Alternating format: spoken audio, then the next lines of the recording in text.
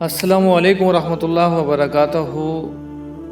दोस्तों, आज एक नई वीडियो के साथ आपके सामने हाजिर हुए हैं। इस वीडियो में हम दौरे हाजिर में नौजवानों को दरपेश मसाइल, गुमराही, इनहराफ के असबाब और उनके हल के बारे में गुफ्तगू करेंगे। तो बिना वक्त ज़ाया किए चलते हैं वीडियो की जानिब। देखिए, अगर बगौर जायज़ा लिया जाए तो नौजवानों की गुमराही और इनहराफ के कई असबाब सामने आते हैं, क्योंकि नौजवानी की उम्र ही एक ऐसी उम्र है जिसमें इंसान पर जिस्मानी, फिक्री और अकली हैसियत से बड़ी तेज़ी से तब्दीलियाँ रूनुमा हो रही होती हैं। इंसानी जिस्म नशोनुमा और इर्तिका की तरफ गामजन होता है।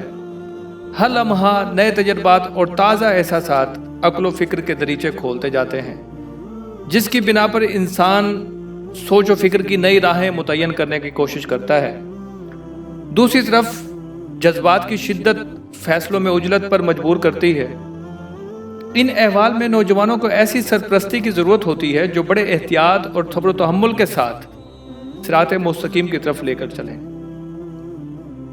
आज हम उन 5 अहम तरीन असबाब का जिक्र करते हैं जो आजकल के नौजवानों के बिगाड़ में नुमायां किरदार अदा करते हैं, ताकि बाद में हस्बे हाल इस्लाह मुमकिन हो सके।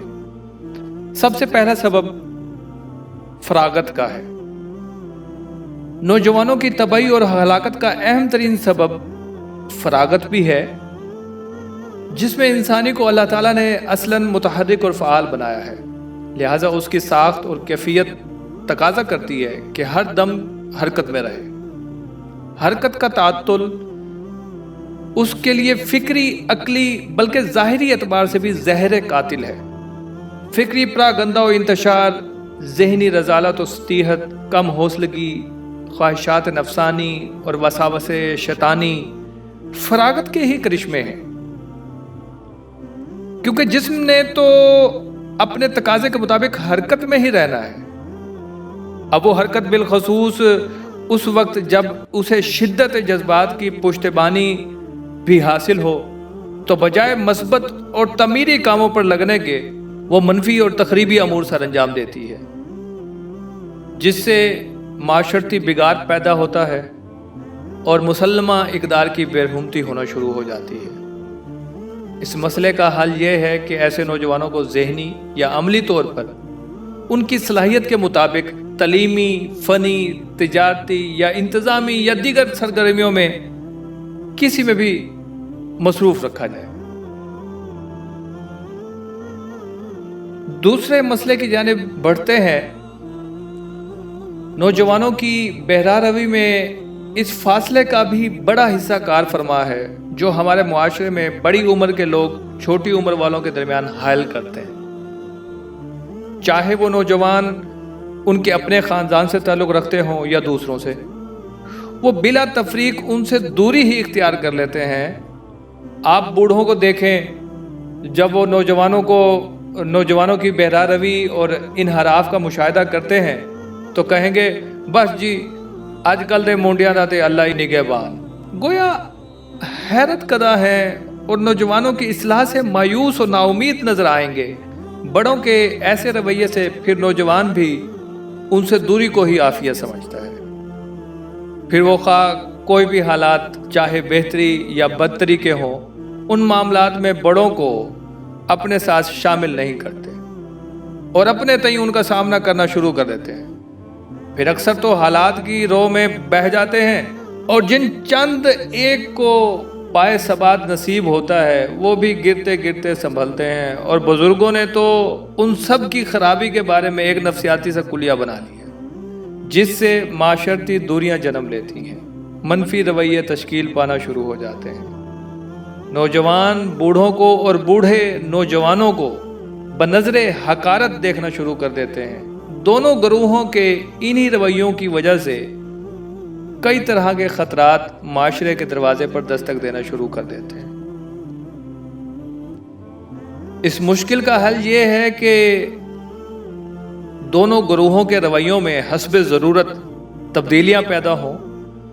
बजाय फिराक व बोध के कुर्बत व इत्तेहाद हो, پورا معاشرہ جسد واحد کی طرح اپنے اندر یگانگت کو جنم دے اور یہ شعور معاشرے کے ہر فرد میں رچ بس جائے کہ تمام افراد معاشرہ ایک ہی جسد واحد کے مختلف اعضاء ہیں، ایک کی خرابی تمام کی بربادی کا سبب بنے گی۔ بزرگوں کو چاہیے کہ وہ اپنے دلوں میں نوجوانوں کی اصلاح کا درد پیدا کریں، ان کے بارے میں حسرت و یاس ترک کریں، کیونکہ اللہ تعالیٰ تو ہر چیز پر قدرت تامہ رکھتا ہے۔ کتنے ہی وہ لوگ ہیں جو ضلالت و گمراہی کے کار و مذلت میں گرے ہوئے تھے اور اللہ سبحانہ و تعالیٰ نے انہیں مینار نور اور شمع ہدایت بنا دیا۔ دوسری طرف نوجوانوں کو بھی چاہیے کہ وہ بوڑھوں کے بارے میں اپنے رویوں میں تبدیلی لائیں، ان کی آراء کا احترام کریں، ان کی طرف سے پیش کردہ مسائل اور معاملات کی توجیہات کو قبول کریں، کیونکہ وہ بڑے تجربات کا ماں حاصل ہوتی ہیں۔ وہ زندگی کے ان تلخ حقائق سے گزر چکے ہوتے ہیں جن سے ابھی تک نوجوان دوچار نہیں ہوتا۔ اسی طرح جب بوڑھوں کی فکر اور حکمت و دانائی نوجوانوں کی رہبر اور رہنما بنے گی تو معاشرہ ترقی اور عروج میں آسمان کی بلندیوں کو چھونے لگے گا۔ چلتے ہیں ہم تیسرے سبب کی جانب۔ نوجوانوں کی گمراہی کا تیسرا سبب ان کے ایسے لوگوں کے ساتھ صحبت اور میل جول ہے جو گمراہ ہوتے ہیں۔ صحبت ان عوامل میں سے سب سے زیادہ مؤثر ترین عامل ہے جس سے نوجوان متاثر ہوتے ہیں۔ یہ چیز ان کی عقل و فکر اور رویوں کو بدل کر رکھ دیتی ہے۔ رسالت مآب صلی اللہ تعالی علیہ وآلہ وسلم نے ارشاد فرمایا، یعنی آدمی اپنے ہم نشین سا طرز زندگی اپناتا ہے، چنانچہ کسی کی ہم نشینی سے پہلے اس کے بارے میں غور تو کر دیا کرو کہ وہ کیسا ہے۔ آپ صلی اللہ علیہ وسلم نے ایک اور جگہ فرمایا کہ بری مجلس کی مثال لوہار کی بٹھی کی طرح ہے، یا تو وہ تیرے کپڑے جلا دے گی یا پھر اس کے دھوئیں کو چکھ لے گا۔ اس مسئلے کا حل یہ ہے کہ نوجوانوں کو چاہیے ایسے لوگوں کی صحبت اختیار کریں جو نیکی اور بھلائی کا سرچشمہ ہوں اور عقل و دانش کا پیکر ہوں، تاکہ ان سے کسب خیر، اصلاح احوال اور عقل کو جلا بخشی جائے۔ اس لیے کسی صحبت سے پہلے اس کے معاملات اور رویوں کو خود بھی پرکھنا اور دوسرے لوگوں سے بھی سن لینا چاہیے۔ اگر تو وہ صاحب اخلاق، صاحب دین، اعلیٰ کردار کا مالک ہو اور لوگ بھی اس کے اچھا ہونے کی باتیں کرتے ہوں تو اس کے ساتھ دوستی کا ہاتھ بڑھا دو، تعلقات استوار کرو۔ اس کے برعکس اگر وہ بد اخلاق اور بد کردار ہے تو اس سے دوری اختیار کر جاؤ، چاہے وہ اپنی صورت میں چاند سے زیادہ خوبصورت ہو، اپنی باتوں میں شہد سے زیادہ شیریں ہو، اپنی شخصیت اور ظاہری وضاحت کے لحاظ سے کمال کو پہنچا ہوا ہو، تو پھر بھی اس سے اجتناب کرو، کیونکہ یہ تمام ظاہری خوبیاں شیطان بندگان الہ کو گمراہ کرنے کے لیے استعمال کرتا ہے۔ وہ ارشاد ہوتا ہے نا کہ اب کسی پوشاک میں کردار کی خوشبو نہیں رہی، چھپ ہی گئی انسان کی پہچان ملبوسات میں۔ تو چلتے ہیں ہم اپنے چوتھے سبب کی جانب۔ شک کی راہ ہموار کرتے ہیں، اسے اخلاق رذیلہ پر آمادہ کرتے ہیں اور کفر و فسق میں مبتلا کر دیتے ہیں، بالخصوص اس وقت جب کسی فرد کی تربیت پر ثقافت اسلامیہ کے اثرات اچھی طرح مرتب نہ ہو اور وہ اپنے دین کے فہم کے حوالے سے ایسی بصیرت سے محروم ہو جو حق و باطل کے درمیان اچھی طرح خط امتیاز کھینچ سکے اور اپنے لیے نافع اور ضرر رساں کا گہرے شعور کے ساتھ ادراک کر سکے۔ اس طرح کی سوچ، کتب کا مطالعہ یا انٹرنیٹ کا استعمال نوجوان کو ایڑیوں سے پھیر دیتا ہے اور وہ اپنی سادہ لوہی کی وجہ سے ان گمراہیوں میں مبتلا ہو جاتا ہے کہ جو اسے منحرف کر دیتی ہیں۔ اس مشکل کا حل یہ ہے کہ نوجوان ایسی تخریبی سوچ اور کتابوں کا مطالعہ یا سوشل ویب سائٹس اور گروپس سے گریز کرے اور ان کتابوں میں جو اتھینٹک ویب سائٹس ہیں ان میں غرق ہو جائے جو اس کے دل کو محبت الہی اور محبت رسول صلی اللہ تعالی علیہ وسلم کا سرچشمہ بنا دے اور اس کے ایمان اور عمل صالح کی جڑیں مضبوط کر دے پھر صرف ایسی ہی ایکٹیویٹی میں اکتفا کرے، دوسری قسم کی منفی رجحانات پیدا کرنے والے تمام ذرائع سے اجتناب کرے، تو پھر آہستہ آہستہ وہ محسوس کرے گا کہ پہلے منفی اثرات مرتب کرنے والے عوامل اور تحقیق سے اس کے دل و دماغ میں تشکیک و تردد کے جو کانٹے چبھ گئے تھے وہ نکل رہے ہیں۔ اسے اندازہ ہوتا جائے گا کہ وہ شک و اضطراب کی دنیا سے باہر آ رہا ہے، اس کا سرکش نفس اللہ اور اس کے رسول صلی اللہ تعالیٰ علیہ وسلم کی اطاعت پر آمادہ ہو رہا ہے۔ اس سلسلے میں سب سے اہم ترین کتاب اللہ ہے۔ اسی طرح سنت رسول صلی اللہ تعالیٰ علیہ وسلم کا مطالعہ بھی انتہائی ضروری، نفع بخش اور مفید ہے۔ پھر وہ کتابیں جو ایسے استدلال و استنباط اور فقہی مسائل پر مشتمل ہوں ضروری ہیں۔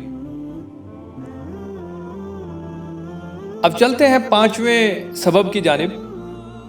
دور پرفتن میں مغربی فلسفہ و فکر کے تسلط کی وجہ سے نوجوان طبقہ فکری طور پر اسلام کے بارے میں بہت سی بدگمانیوں کا شکار ہوا ہے۔ چنانچہ مغربی فلسفے کے تمام اعتراضات کو اگر پیش نظر رکھا جائے تو اسلام کے حوالے سے مجموعی طور پر یہ تاثر ابھرتا ہے کہ اسلام ایک ایسا دین ہے جو انسان کی آزادی سلب کرتا ہے، اسے فکری اور عملی لحاظ سے قید کر کے رکھ دیتا ہے، ترقی کے دروازے مسدود کر دیتا ہے، صلاحیتوں پر بندشیں عائد کر دیتا ہے اور انسان کو دقیانوس بنا دیتا ہے۔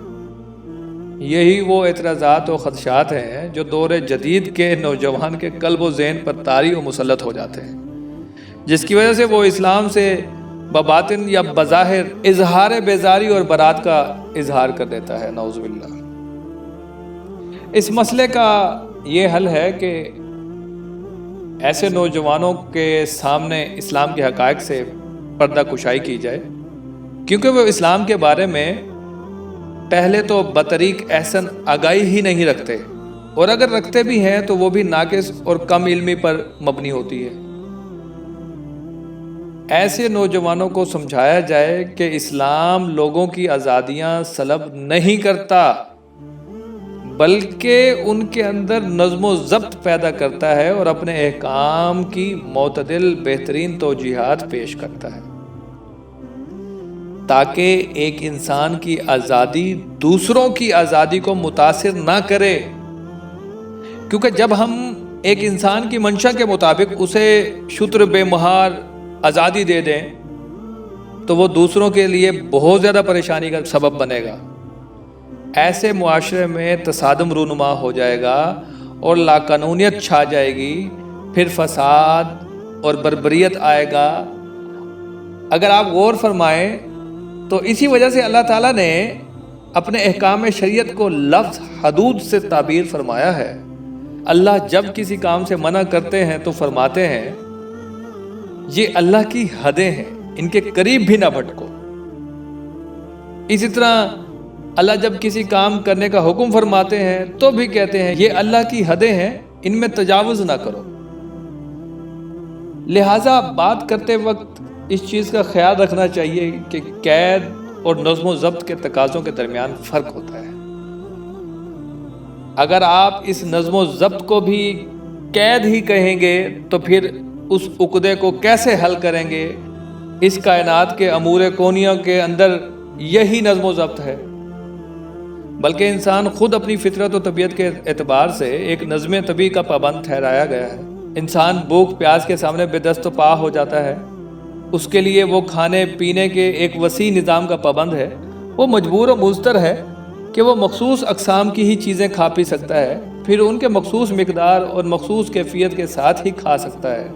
یعنی وہ گھاس کو اپنی خوراک نہیں بنا سکتا، وہ باسی اور خراب کھانا نہیں کھا سکتا، اسی طرح وہ ایک مخصوص مقدار سے زیادہ کھانا نہیں کھا سکتا۔ اگر اس کے مخالف چلے گا تو اپنے جسم کی سلامتی اور صحت کو کھو بیٹھے گا۔ چنانچہ اسی طرح اپنا اجتماعی اور معاشرتی نظم برقرار رکھنے کے لیے انسان نظم و ضبط یا قوانین و ضوابط کا پابند ہوتا ہے۔ اپنے آپ معاشرتی وحدت میں پرونے کے لیے متعلقہ معاشرے کے رسوم و رواج، عادات اور اطوار اور مجلس کے آداب کی پاسداری کرتا ہے۔ اپنے لباس کی تراش خراش، اپنے گھر کی شکل و حیت، اس طرح سڑکوں اور راستوں کے قوانین کی پابندی انسان کرتا ہے، اور ان رسوم و قوانین کی خلاف ورزی کرنے پر اسے اخلاقی یا قانونی سزا برحال بھگتنا پڑتی ہے۔ اور ان قوانین اور رسوم کی بندش دراصل انسان کو اس لیے محسوس نہیں ہوتی کیونکہ وہ ان سے مانوس ہو چکا ہوتا ہے۔ اگر غور کیا جائے تو زندگی ساری کی ساری حدود و ضوابط میں جکڑی ہوئی ہے، کیونکہ اگر ایسے نہیں ہوگا تو معاملات کیسے چلیں گے اور انہیں اپنے مطلوبہ انجام تک کیسے پہنچایا جائے گا؟ معاشرے کی اصلاح اور لاقانونیت ختم کرنے کے لیے ایک اجتماعی نظم کی پیروی کرنا ہی پڑتی ہے، کوئی شہری اس کی مخالفت نہیں کر سکتا۔ بس ایسے ہی اصلاح امت کے لیے شرعی قوانین کی پیروی کرنا ضروری ہے۔ لہٰذا یہ کہنے کا کوئی جواز ہی نہیں رہتا کہ اسلام انسانی آزادی سلب کرتا ہے، یہ تو اسلام پر ایک بہت بڑا بہتان ہے، اور اس طرح کا گمان رکھنے والا اللہ کی عدالت میں مجرم ہوگا۔ اور یہ بھی غلط ہے کہ اسلام انسانی صلاحیتیں محدود کر کے رکھ دیتا ہے، انہیں ترقی و نشو و نما کے مواقع فراہم نہیں کرتا، جبکہ حقیقت حال تو یہ ہے کہ انسان کی صلاحیتوں کے ارتقاء کے لیے اسلام نے فکری، ذہنی اور جسمانی طور پر ایک وسیع میدان چھوڑا ہوا ہے، جس میں کودنے کے بعد انسانی ذہن نئے افق سے روشناس ہوتا ہے، پھر جس میں انسانی نئی قوتوں اور حرارتوں کا ملجا بن جاتا ہے۔ چنانچہ اسلام انسان کو سوچنے اور غور خوض کرنے کی دعوت دیتا ہے تاکہ اس کی فکری اور عقلی صلاحیتوں کو جلا بخشی۔ اے نبی، ان سے کہو کہ میں تمہیں بس ایک بات کی نصیحت کرتا ہوں، اللہ کے لیے تم اکیلے اکیلے یا دو دو مل کر اپنا دماغ لڑاؤ اور سوچو۔ اسلام صرف غور و فکر کی ہی دعوت نہیں دیتا، بلکہ وہ تو ان لوگوں کو معیوب گردانتا ہے جو اپنی عقل و فکر سے کام نہیں لیتے۔ سورہ الاعراف میں فرمایا گیا، کیا ان لوگوں نے آسمان و زمین کے انتظام پر کبھی غور نہیں کیا اور کسی چیز کو بھی جو خدا نے پیدا کی ہے آنکھیں کھول کر نہیں دیکھا؟ اب آپ خود ہی انصاف فرما لیں، جو اسلام اتنی زیادہ غور و خوض کی دعوت دیتا ہے، بھلا کیسے ممکن ہے وہ انسانی صلاحیتوں کی نشو و نما کو روک کر رکھ دے؟ پھر اسی طرح اسلام نے بدنی اور جسمانی نشو و نما کے لیے ہر اس چیز کی اجازت مرمت فرما دی ہے جو انسان کو بدنی، دینی اور عقلی لحاظ سے کوئی نقصان نہ پہنچائے۔ چنانچہ قرآن کہتا ہے سورہ البقرہ میں، اے لوگو جو ایمان لائے ہو، جو پاک چیزیں ہم نے تمہیں بخشی ہیں انہیں بے تکلف کھاؤ اور اللہ کا شکر ادا کرو۔ اسلام نے وہ تمام ملبوسات زیب تن کرنے کی اجازت دی ہے جو حکمت اور فطرت کے مطابق ہیں۔ سورہ الاعراف میں ارشاد ہوتا ہے، اے اولاد آدم، ہم نے تم پر لباس نازل کیا کہ تمہارے جسم کے قابل شرم حصوں کو ڈھانکے اور تمہارے لیے جسم کی حفاظت اور زینت کا ذریعہ بھی ہو، اور بہترین لباس تقوی کا لباس ہے۔ اسی طرح اسلام نے معاشی میدان میں بھی انسان کی صلاحیتوں پر بندشیں عائد نہیں کی، بلکہ ہر اس تجارت و ذریعہ آمدن کو جائز قرار دیا جو عدل و انصاف اور باہمی رضامندی کے ساتھ سر انجام پائے۔ سورہ البقرہ میں ارشاد ہوتا ہے، حالانکہ اللہ نے تجارت کو حلال کیا اور سود کو حرام۔ امید کرتا ہوں آپ کو یہ ویڈیو پسند آئی ہوگی۔ مزید اس طرح کی معلوماتی ویڈیو دیکھنے کے لیے اس چینل کو سبسکرائب کریں، لائک کریں، شیئر کریں۔ بہت شکریہ۔